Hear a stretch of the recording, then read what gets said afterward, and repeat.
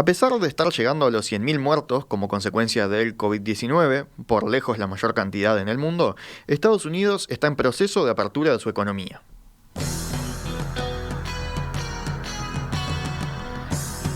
Se han visto imágenes de playas y parques repletos durante lo que fue un fin de semana largo por el Memorial Day, el Día de los Caídos.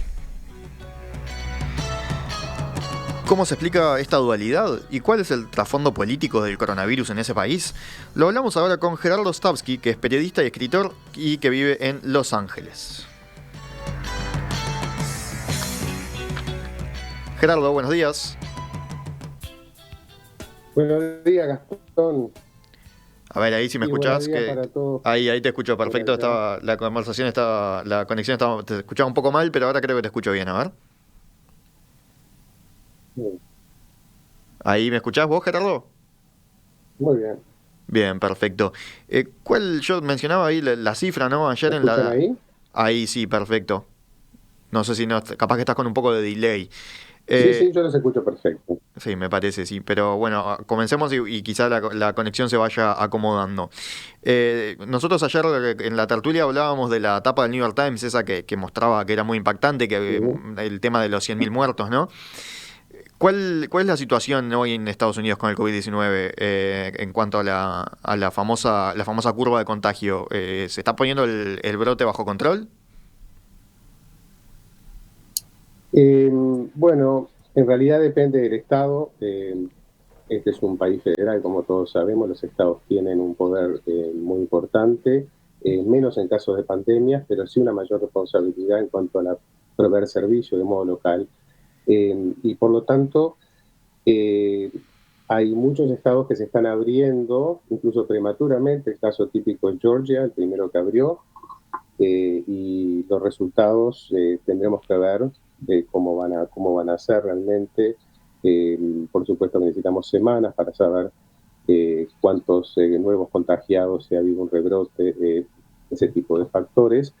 Hay otros que están demorando más en abrir.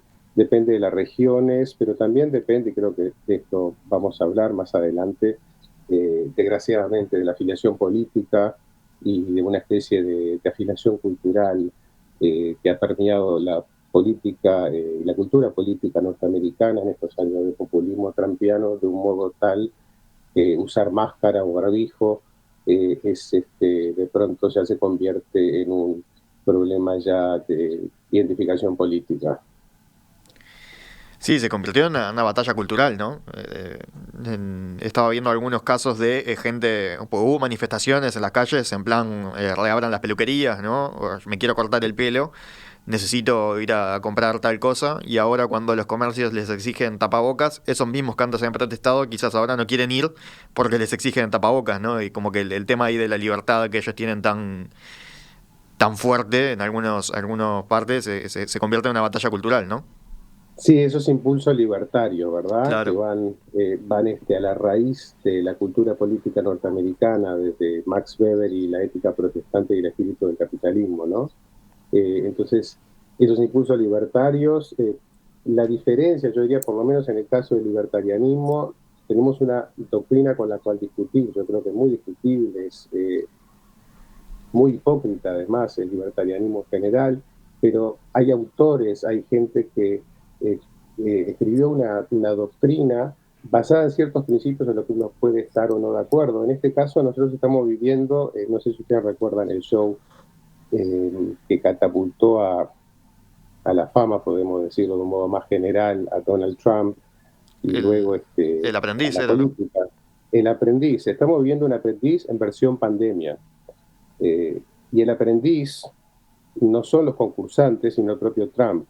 Esto lo sabíamos, esto no es una sorpresa. De hecho, me parece, Gastón, que es indignante que nos indignemos porque Trump dijo que hay que usar desinfectante, que hay que inyectarse desinfectante para prevenir el coronavirus. Eso es terrible, enormemente peligroso. Pero la cantidad de cosas que ya había dicho y hecho hasta entonces, eso nos tendría que haber indignado. Entonces, es quizás para hablar en otro momento, pero es parte de la falta de prevención, la falta de preparación completa que tenía los Estados Unidos, ante este asalto inédito en la historia de esta cultura política democrática tan importante, con un respeto enorme a las instituciones, bueno, finalmente se produjo ese asalto populista y es lo que estamos viviendo. Entonces, yo creo que mencionaba la otra vez, no sé si escuchó aquella primera pregunta donde creo que se había escuchado mal el audio, pero el punto es el mismo. Eh, el problema que está viviendo Trump y la frustración, este es el punto más frustrante, no está siendo investigado por Mueller ni en el tema de Ucrania, es decir, de pronto no tiene una presión legal tan importante, todo lo contrario, en ese sentido por lo menos y por ahora. Sin embargo, se está enfrentando a un enemigo que no puede combatir con las armas de siempre. Los populismos no están diseñados para gobernar, están diseñados para oponerse. Aún en el gobierno son oposición. Lo vemos con Donald Trump, esa política tan errática de comunicación. Si hay algo que es esencial en una pandemia es el liderazgo claro, una comunicación sumamente clara. Lo vemos en muchos países. En nuestro propio país hemos visto cómo las autoridades han comunicado las cosas de un modo más claro, mucho más claro, de hecho. Entonces, cuando uno, por un lado, tiene una política respaldada por el Centro de Enfermedades, como lo tiene la administración Trump, y por otro lado está apoyando a la gente que va armada a protestar al Congreso Estatal de Michigan, protestar, como tú decías, para abrir la economía, por ejemplo, y ya todo eso otra vez se convierte en un tema nuevamente cultural. No es un tema científico, como debiera ser una pandemia, se convierte en un tema cultural, pero las consecuencias son las mismas, es decir, más allá de que haya una franja de gente, que es un tema para de pronto un estudio de trampología avanzada, pero digo que a pesar de todo esto, sigue con el presidente hasta el final, no importa inyecciones de desinfectante, lo que fuera que sea mañana, cualquier táctica de diversión, hay quien dice que son tácticas de diversión, pero por otro lado también van con ese estilo orgánico, intempestivo del presidente, esa improvisación que lo hace tan popular entre sus seguidores, ¿verdad? Porque lo ven como un tipo compatible. Pero como digo, en fin, estoy metiendo demasiados puntos acá, pero básicamente la política de resentimiento, de la polarización, de la división, no funciona contra un enemigo invisible.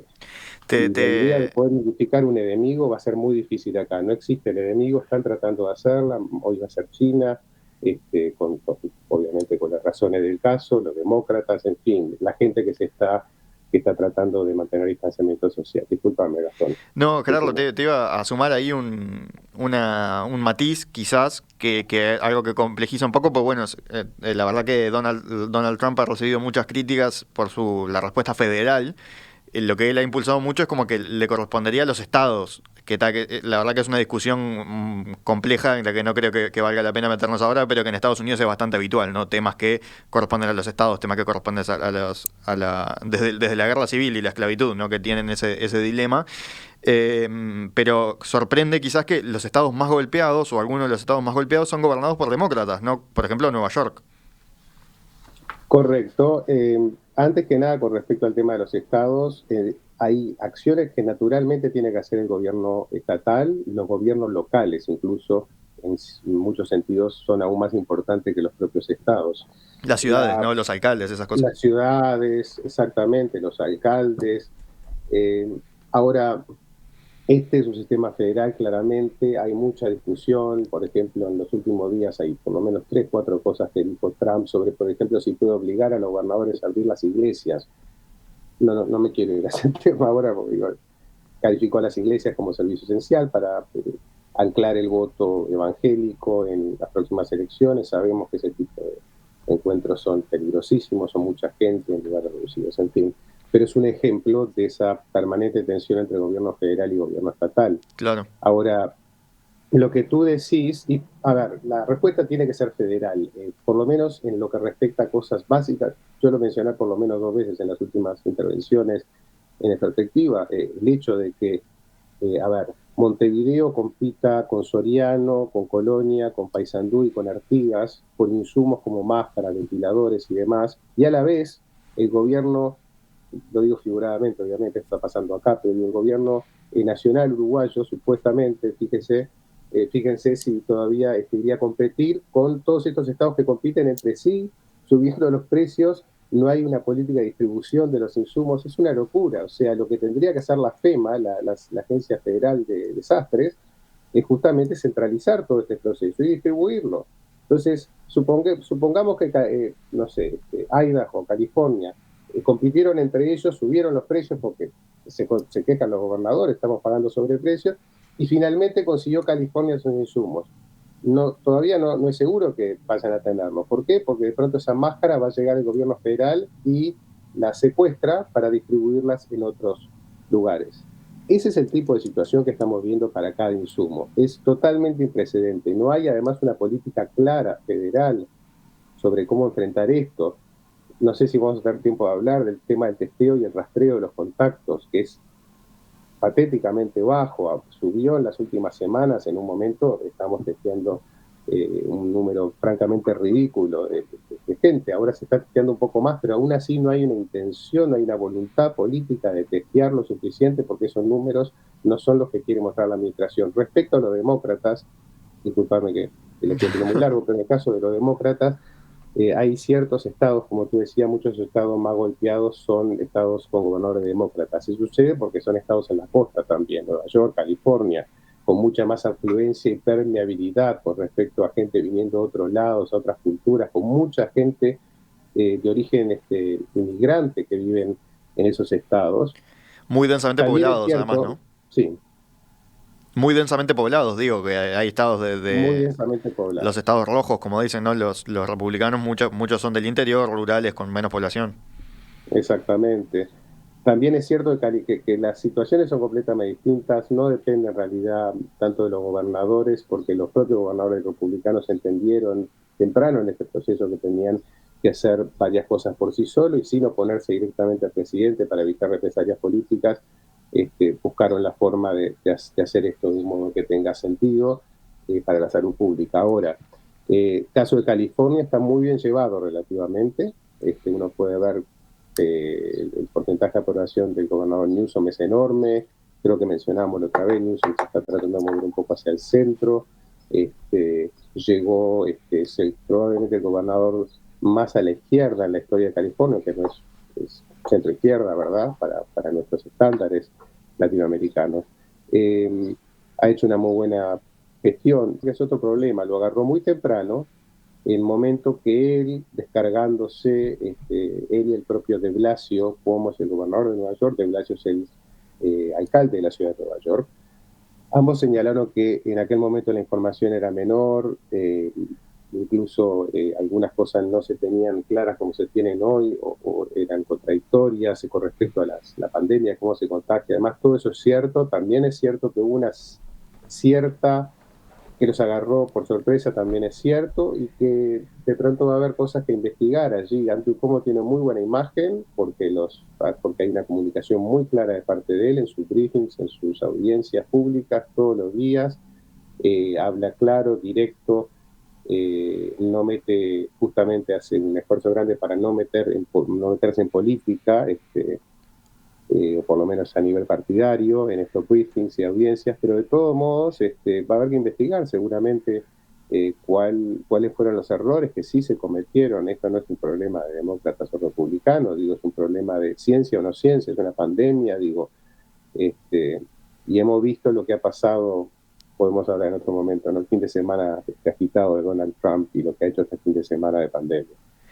Sí, vos hablábamos hace unos minutos, ¿no? Del tema de cómo se convirtió en una batalla cultural, ¿no? En que casi que estar a favor del aislamiento, del distanciamiento físico, es que sos un demócrata y estar a favor de abrir la economía y que te molesten las máscaras y todo eso, si sos una máscara casi que es un crimen, ¿no? Para algunos más radicales de entre los republicanos que componen la base de Donald Trump, ¿no?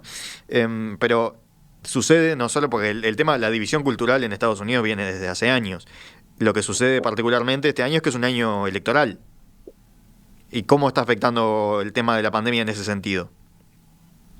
Tiene muchas repercusiones. Antes que nada, lo que tú decías es totalmente cierto. Acá no es un problema político, demócratas o republicanos. Los partidos tradicionales norteamericanos como nuestros partidos uruguayos tradicionales en cierta medida, pero definitivamente aquí son buques vacíos, es decir, son buques donde uno carga su propia carga ideológica, ¿verdad? Los demócratas eran el partido racista sureño, que hoy por hoy se ha convertido en el partido, eh, no sé, de la lógica, por lo menos en este caso de la pandemia, un partido con ciertas debilidades estructurales y ciertos complejos propios, pero por lo menos en este caso se está, digo, no es que tenemos una alternativa clara del otro lado, no tenemos un partido tradicional republicano, ¿verdad? El partido tradicional republicano fue el partido abolicionista, por eso en gran medida identificado con derechos humanos, ¿verdad? Y luego, bueno, sí, del libre comercio, todo lo cual se dio vuelta en esta época de Trump. Es decir, todos los parámetros están dando vueltas. Acá no es un problema, nadie que sea hoy demócrata podía haber sido demócrata el siglo pasado y viceversa. Entonces, está ese problema también, los partidos se redefinen cada tantos años y por distintas circunstancias, y tenemos un partido que está dominado, en el caso del Partido Republicano, por un movimiento muy específico, temporal, porque es un movimiento carismático que depende de ese líder. ¿Cómo va a afectar las elecciones? Bueno, por supuesto que es muy temprano para saber. En primer lugar, nos estamos enfrentando a una situación, permitidme, a una situación donde totalmente novedosa. ¿Qué son las campañas no presenciales? No sabemos ni qué tipo de campaña va a haber. ¿Tú lo has visto a Joe Biden últimamente? Yo Sí, creo hay que que decir ahora eso, ¿no? El candidato demócrata Joe Biden tiene 77 años, creo, una edad así bastante alta. Donald Trump también, quizás no lo parece, pero tiene arriba de 70 y pico de años. O sea, son los dos grupos de riesgo. Donald Trump no se cuida, digamos, sigue yendo saliendo en público y jugando al golf y demás. Biden estuvo un par de meses guardado, ¿no? Reapareció este fin de semana. sí, claro, por el tema de la salud también de ellos, Claro. un buen punto. Pero además por todo el tema de, bueno, el distanciamiento social, van a haber actos, definitivamente. O sea, va a ser seguramente la campaña más extraña de la historia de los Estados Unidos. No tenemos la menor idea de lo que significa una campaña donde el candidato opositor, Joe Biden, no aparece prácticamente, pero por un hecho de que tampoco hay actos, es decir, qué tipo de presencia va a haber de los candidatos. Donald Trump quejándose al estado de Carolina del Norte, que si no le aseguran un lleno completo en la convención, sin ningún cuidado por el tema del distanciamiento social, por cómo puede cambiar, él quiere que ahora le aseguren eso para seguir haciéndolo Carolina del Norte. En definitiva, no tenemos la menor idea de cómo va a ser esto, cómo va el opositor a poder propagar su mensaje, y el propio presidente, y el presidente obviamente se va a ver afectado por todas estas políticas erráticas, irresponsables, y por la cantidad de muertos que estamos teniendo, que es mucho mayor a la que había que haber tenido. Es un virus chino, pero el coronavirus es tan chino como los mejillones en escabeche son españoles, es decir, o los perros chihuahuas son mexicanos, que se inició allá y que tiene una investigación enorme con la Organización Mundial de la Salud y toda la corrupción con respecto con el régimen chino. Tiene una investigación muy grande, incluso sanciones o reparaciones, todo eso es cierto, pero el virus una vez que llegó es tu responsabilidad. La pregunta ¿es un número de muertes mayor al que debía haber habido? Y sin duda, solo por la falta de testeo, la falta de insumos, la falta de rastreo de contactos, se hizo todo al revés en el sentido, porque no hubo una voluntad para hacerlo, porque la prioridad es justamente electoral y las elecciones, en el caso de Donald Trump, dependen de la economía, lo dijo claramente, y la bolsa de valores. Y esta crisis nos va a pegar igual. Entonces no hay forma de abstraerse. Este enemigo te va a agarrar. La pregunta es si vas a hacer algo que permita por lo menos minimizar la tragedia, o si vas a hacer cosas que en definitiva van a terminar redundando en la... ¿Qué va a pasar en noviembre?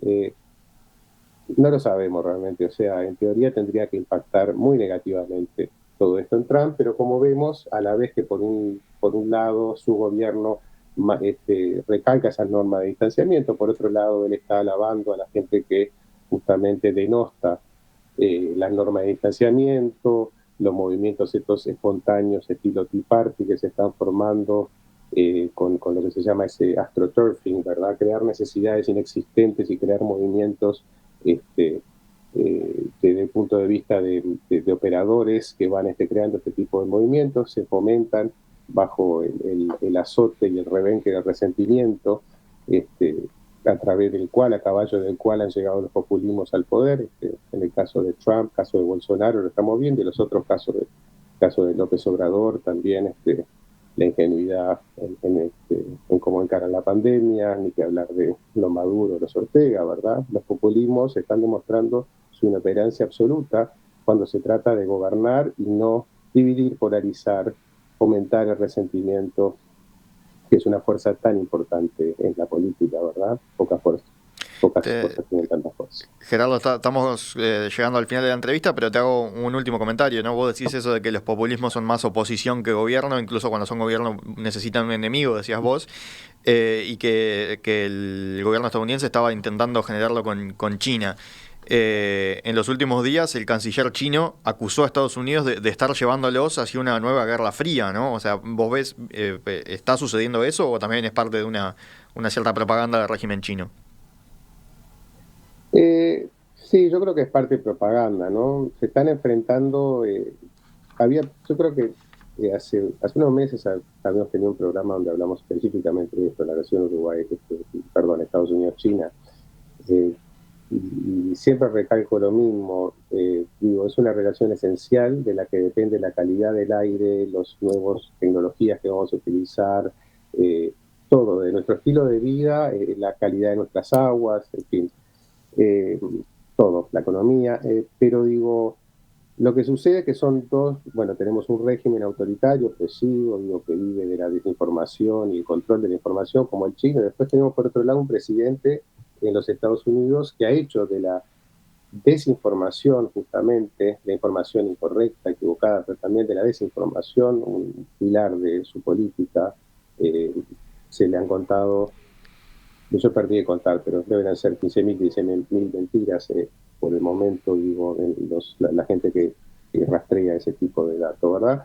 Entonces, la diferencia es que uno planea 50 años, uno juega al ajedrez, el régimen chino tiene la capacidad, por el hecho de que también tiene justamente ese régimen opresivo, que saben que cómo más o menos va a ser sus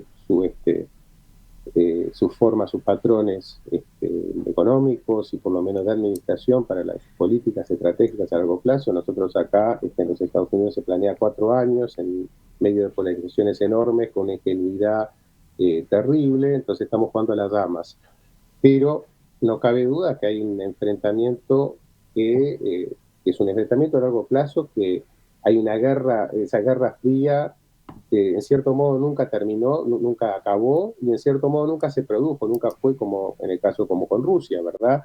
Es una guerra tibia con los chinos, siempre lo va a ser. Los chinos tienen una política muy, otra vez, están esperando, van a esperar décadas hasta que, o quizás menos, quizás una década, quizás media década, nadie sabe cómo vamos a marcar de todo esto, hasta que sean los más poderosos en el mundo. Entonces, no están buscando confrontaciones activas para, digamos, tomar más porciones de poder, en un esfuerzo de supremacía política, como de pronto lo puede hacer Rusia o países que se enfocan en el corto plazo. Ellos se enfocan en el largo plazo.